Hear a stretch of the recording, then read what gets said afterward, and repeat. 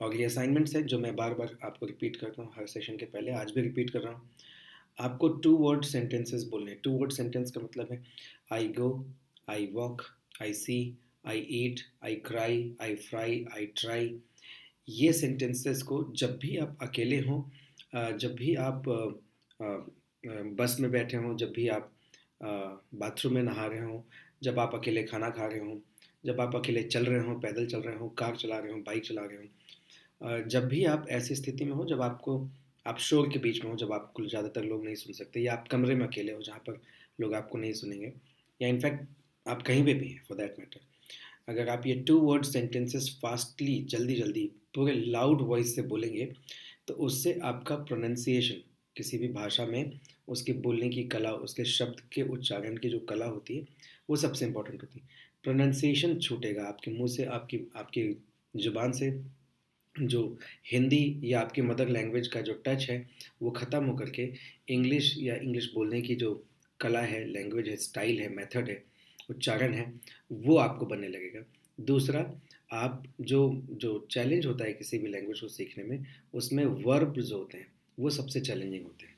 Right, आपको चीज़ों के नाम पता होते हैं। अगर आप अपनी चारों तरफ देखेंगे तो आपके कमरे में ऐसी कोई भी चीज़ नहीं है जिसकी इंग्लिश आपको नहीं पता हो। इनफैक्ट ऐसी बहुत सारी चीज़ें मिल सकती हैं जिसकी हिंदी आपको नहीं पता हो। जैसे मोबाइल आपके हाथ में है, जैसे कंप्यूटर आपके पास में है, इन सब चीज़ों की शायद ही आपको हिंदी पता हो, लेकिन आपको इंग्लिश इन सब चीज़ों की पता है। तो हमें ऑब्जेक्ट पता रहते हैं, और लोगों के नाम तो उसी भाषा में रहेंगे जिस कंट्री में, जिस देश, जिस काल में वो लोग रहते हैं। तो आपको सब्जेक्ट और ऑब्जेक्ट की भाषा की का ट्रांसलेशन, इंग्लिश ट्रांसलेशन आसानी से मिल जाता है। मुश्किल होती है वर्ब में, जब आप अपने दिमाग में लगाते हैं कि घिसने को क्या बोलते हैं, तलने को क्या बोलते हैं, घसीटने को क्या बोलते हैं, और ये आपके दिमाग में आने लगता है कि अरे ये मुझे बोलना था, लेकिन इसको इंग्लिश में कैसे बोलेंगे मुझे नहीं आता।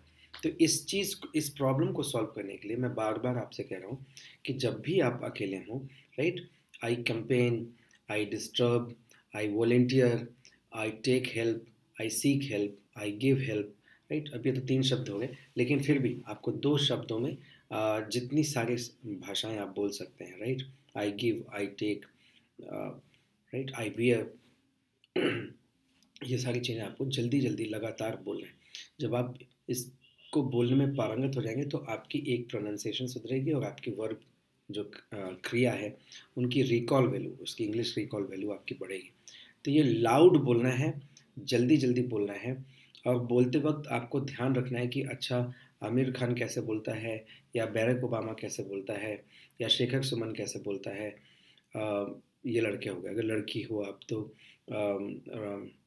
आलिया भट्ट कैसे बोलेगी, माधुरी दीक्षित कैसे बोलेगी, इंदिरा गांधी कैसे बोलती थी, राइट। ऐसे कुछ इंडियन, अब आप अंग्रेज़ों की स्टाइल कॉपी मत करें, क्योंकि उनकी उनके तरीके, उनके स्टाइल बिल्कुल उनकी कंट्री जैसे हैं। राइट, हम उनकी कंट्री जैसे बोलने लग जाएंगे तो भी अच्छा नहीं लगेगा हमें। देसी तरीके से ही बोलना है, पर हाँ, उसका जो लहजा है वो बिल्कुल अंग्रेजियत हो। तो अपने मूल को ना छोड़ते हुए अपने तरीक़ों पे बदलाव लाना। तो इस तरह से आप उनके स्टाइल को सोचें, देखें कैसे वो लोग बोलते हैं, और उसको कॉपी करें। एंड आई थिंक ये आपको लगातार करना है। ऐसा करने के लिए ना आपको कोई ग्रामर की चिंता करनी है, ना आपको किसी गलती की चिंता करनी है, पहली चीज़। दूसरा, हम लोग आपको व्हाट्सएप ग्रुप में कुछ वीडियोस भेजते हैं। आप उन वीडियोस को देखिए, तल्लीन होकर के देखिए। ऐसे कि जैसे आपने 200-300 रुपए की टिकट खरीदी है और फिल्म देखने गए, सब कुछ छोड़ के। वो 15 से 20 मिनट का उस सेशन होता है, कोई बहुत बड़ा सेशन नहीं होता है। 15 से 20 मिनट आप उसको एक बार, दो बार देखें, अगर आपको समझ में नहीं आ रहा है।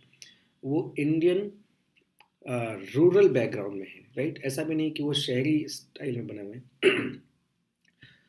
वो गांव के संदर्भ में लिए गए स्टोरीज़ हैं, और वो इंग्लिश भाषा में है। तो अगर आपको इंग्लिश के कुछ शब्द भी उसमें नहीं समझ में आएंगे, तो भी आपको वो कहानी, वो कलाकार, वो एक्टर, वो कॉन्टेक्स्ट आपको समझ में आता रहेगा। और उस कॉन्टेक्स्ट को जब आप समझते हुए उनकी भाषा को सुनेंगे, तो आपको वो वर्ब, वो लैंग्वेज, वो वोकेबलरी जो आपको इंग्लिश की नहीं आती, तो वो भी आपको आने लग जाएगी। तो बेसिकली इस वीडियो को देखने से आपको ये फ़ायदा होता है कि आप उस कॉन्टेक्स्ट को से समझ के भाषा की तरफ, या भाषा से कॉन्टेक्स्ट की तरफ अपने आप टॉगल कर लेते हैं। आपको डिक्शनरी उठाने की ज़रूरत नहीं पड़ती, आपको गूगल करने की ज़रूरत नहीं पड़ती, आपको किसी से पूछने की ज़रूरत नहीं पड़ती, केवल उस वीडियो को देख करके ही आप मोटा-मोटी अंदाज़ लगा लेते हैं कि अच्छा इस वाले शब्द का मतलब ये रहा होगा या ये सीन चल रहा है तो यहाँ पर ये घटना हो रही होगी। तो इस अलावा इसके कि आपको 100% इंग्लिश नहीं आती, फिर भी वो कहानी आपको पूरी समझ में आती है और वो कहानी इतनी मार्मिक है, इतनी अच्छी है, इतनी सुंदर है कि वो कहानी को देखते वक़्त आप महसूस करते हैं, राइट? और जो फीलिंग्स होती हैं, वही आपको सीखने के लिए प्रेरित करती हैं। जो स्टोरीज़ होती हैं, जो फीलिंग्स होती हैं, वो आपको सीखने के लिए प्रेरित करती हैं।